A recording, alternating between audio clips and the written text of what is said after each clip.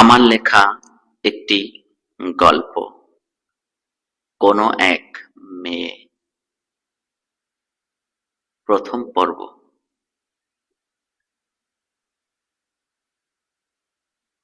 সেদিন ছিল 21 নভেম্বর।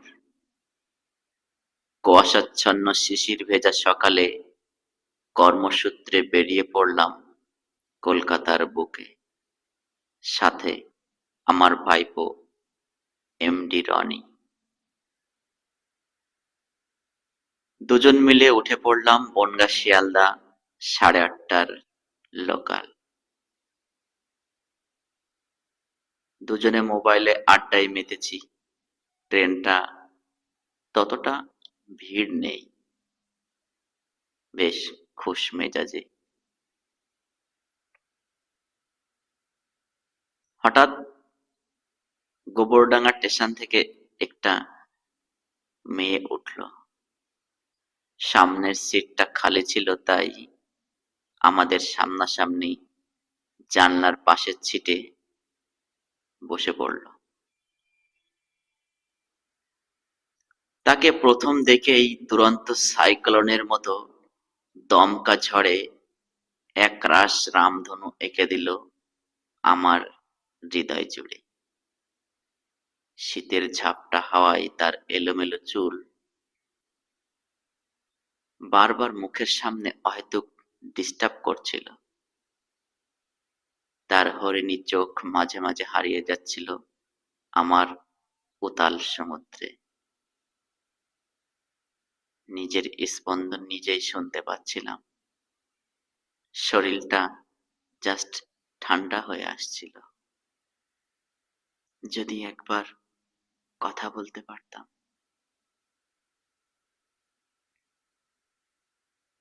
চোখের হালকা কাজল, বাঁ পাশের চোয়ালের ছোট্ট তিল, স্বপ্নে দেখা রাজকন্যার সাথে একদম যেন হুবহু মিল। গোলাপি রঙের চুড়িদার আর মেরুন ওড়নাটা এক অনন্য সৌন্দর্য তৈরি করছিল। আমার চোখে যতটা অবজারভেশন করে দেখলাম, সে হয়তো কোনো কলেজ ছাত্রী। হতেও পারে আজ হয়তো তার কোনো এক্সাম আছে, তাই একটু চিন্তিতও বটে। হাজারো কোলাহলের মধ্যে আমি একটি আওয়াজ শুনতে চাইছিলাম, তার একটি কথা। বাট কোনো কথা বলছিল না সে। পাশের সিটে কেউ বসতে চাইলে ইশারায় তাকে বসতে বলছিল। আমার দৃষ্টি যেন তার অতল সমুদ্রে মিশে যাচ্ছিল। অসীম দৃষ্টিতে তার দিকে চেয়েছিলাম, শুধুই চেয়েছিলাম। জানো, সে একবারও বিরক্ত বোধ করেনি। কমলা লেবুর ফালির ন্যায় দুটি ঠোঁটে এক প্রকার মৃদু হাসির ঢেউ। কি জানি কি ভাবছিল, মনে হচ্ছিল হাজার বছরের চেনা কেউ। দেখতে দেখতে বারাসাত চলে আসলাম। চলো অর্থহীন কবি আঙ্কেল, তোমার গন্তব্য চলে এসছে। এমডি রনি আমাকে যেন বাস্তব জগতে ফিরিয়ে আনলো। নামার সময় কোনো রকমে একটা চিরকুটে মোবাইল নাম্বারটা লিখে তাকে দিতে গেলাম। হঠাৎ ট্রেনটা ছেড়ে দেওয়াই জানলায় বেঁধে চিরকুট বাইরে পড়ে গেল।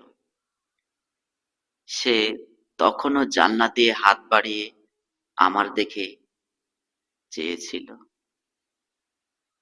আমি নির্বাক দৃষ্টিতে ছুটে যাওয়া ট্রেনের দিকে শুধুই তাকিয়ে রইলাম। একদম স্তব্ধ হয়ে গেল।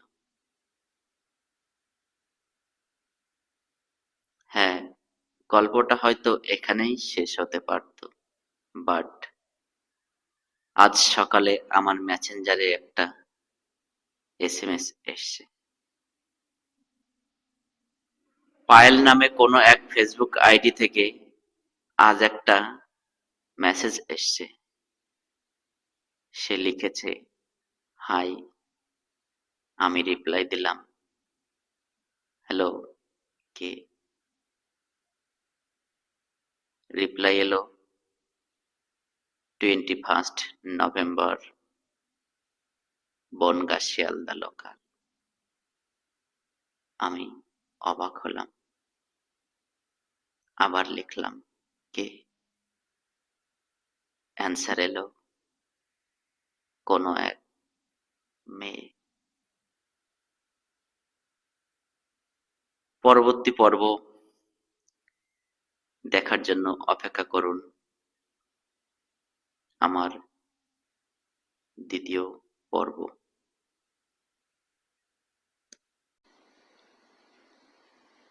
আমি যেন নিজের চোখকেও বিশ্বাস করতে পারছিলাম না। তাকে প্রথমে কি জিজ্ঞেস করব সেটাই এখন বড় কনফিউশন।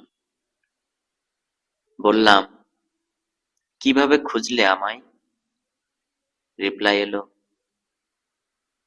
ওই দিন বিধাননগর মাসির বাড়িতে কাজ মিটিয়ে ফেরার পথে ওই স্টেশনে আমি আবার নেমেছিলাম। ও, তাহলে নাম্বারে কল করনি কেন? নেমেছিলাম, বাট ওই চিরকুটটা আমি খুঁজে পাইনি। তাহলে ফেসবুকে কিভাবে পেলে? ওই দিন নাম্বারটা না পেয়ে খুবই আপসেট হয়ে পড়েছিলাম। তোমার ওই স্মৃতিগুলো এক প্রকার অনিদ্রা আর অনাহারে গ্রাস করছিল আমাকে। তারপর একদিন স্বপ্ন দেখলাম, তোমাকে একজন কেউ একটা নাম ধরে ডাকছে। হঠাৎ ঘুম ভাঙল। আমি ওই দিনের স্মৃতি মন্থন করলাম। চলো, অর্থহীন কবি। কথাটি মনে পড়তেই তোমাকে ফেসবুকে খুঁজতে শুরু করলাম। অনেক খোঁজার পর তারপর তোমাকে পেলাম। সত্যিই আমি কোনোদিন ভাবতে পারিনি যে তোমার সাথে আবার দেখা হবে।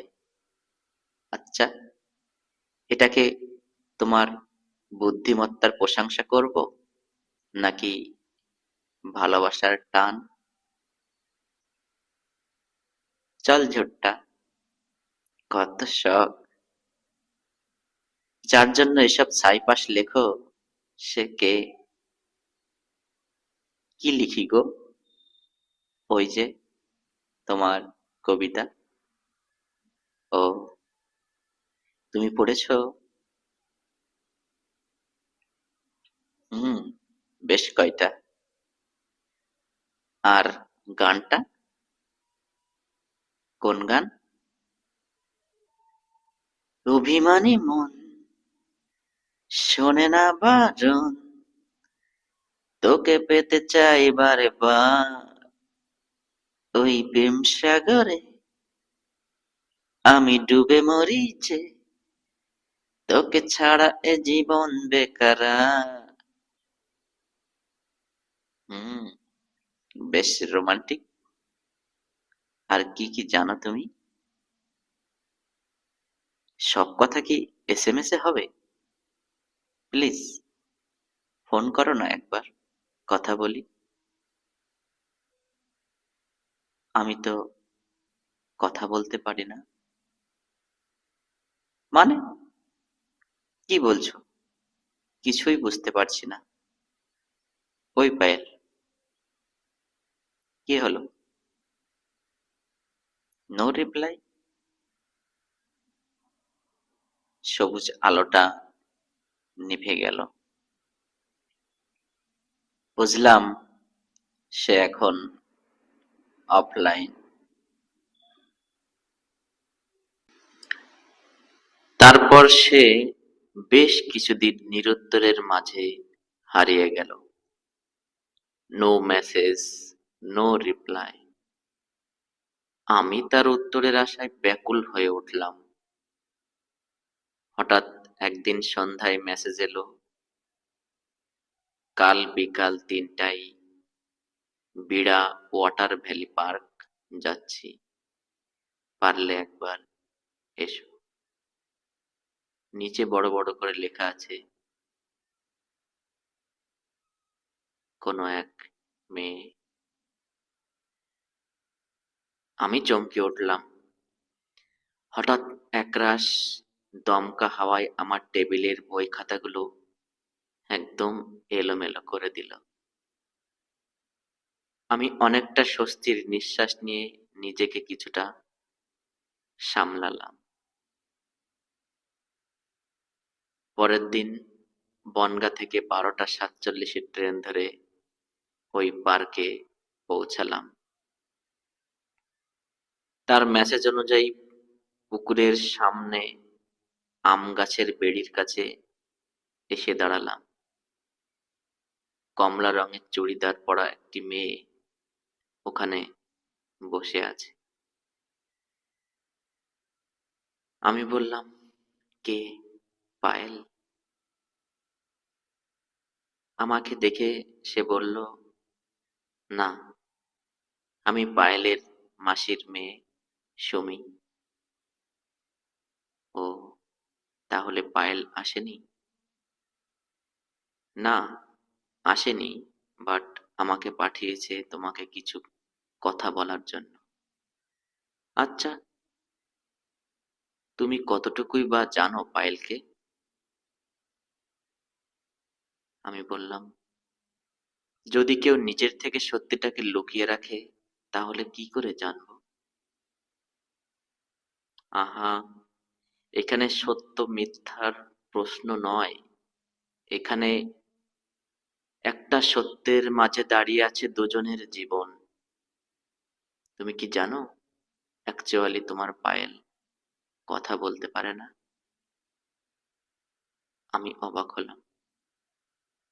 তাহলে কি আমার ধারণাটাই ঠিক? হ্যাঁ, ছোটবেলার একটা অ্যাক্সিডেন্ট তার জীবন থেকে বাকশক্তি চিরদিনের জন্য কেড়ে নিয়েছে। তার মা কলেজ লাইফে এক মুসলিম লোকের সঙ্গে পালিয়ে যায়। তারপর দীর্ঘ 9 বছরের বিবাহিত জীবনের টানাপোড়েন। পায়েলের বয়স তখন মাত্র 6 বছর। তার মা হঠাৎ একদিন সুইসাইড করার সিদ্ধান্ত নেয় আর তাকেও সাথে নিয়ে যায়। মা মেয়ে দুজনে একসাথে গলায় কাপড় জড়িয়ে সুইসাইড করে। ভগবানের অশেষ কৃপায় পায়েল সেদিন মায়ের শাড়ি ধরে নিজেকে বাঁচায়। তারপর থেকে তার গলার ভোকাল কর্ডে একটা সমস্যা হয়ে যায়। ডাক্তার বলেছে খুব বড়সড় অপারেশন করলে হয়তো ঠিক হতে পারে। বাট আমি টানা নিঃশ্বাস ছেড়ে বললাম, বিশ্বাস করো, ওর কথা বলতে পারা বা না পারা সেটা নিয়ে আমার কোনো সমস্যা নেই, আর আমি ওর উত্তরের অপেক্ষায় আছি। মেয়েটি বলল, আচ্ছা, আজ অনেক কথা হলো, আমি তাহলে এবার উঠি। আর হ্যাঁ, এই পার্কের ভিতরের রেস্টুরেন্টে 12 নম্বর টেবিলে তোমার জন্য একটা সারপ্রাইজ রাখা আছে।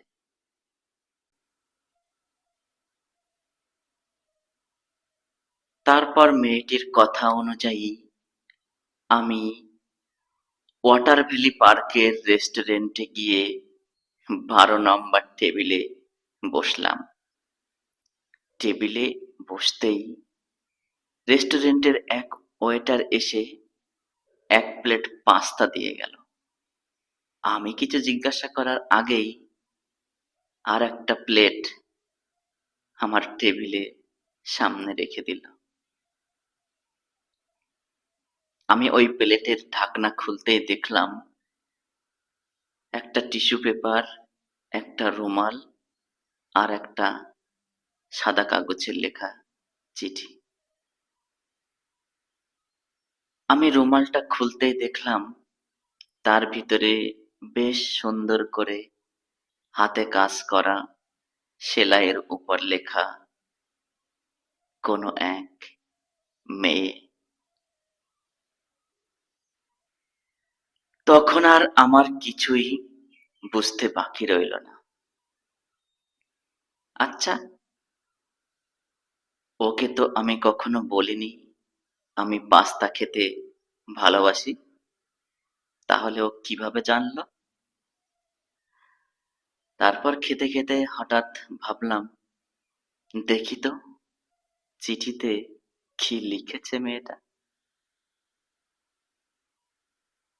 সে লিখেছে,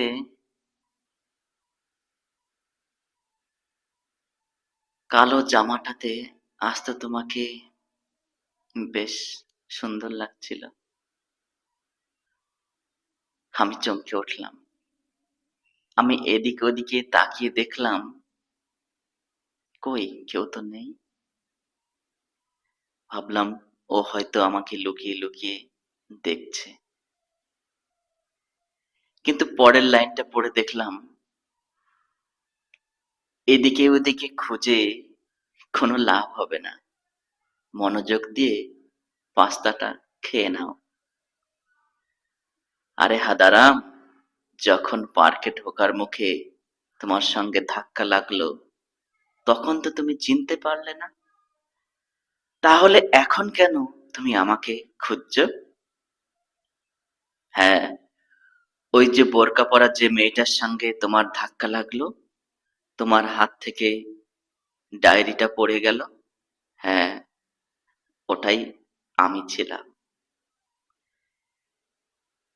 আমার খুব আফসোস হতে লাগলো, মেয়েটাকে এতটা কাছ থেকে দেখলাম তবুও একবারের জন্য চিনতে পারলাম না।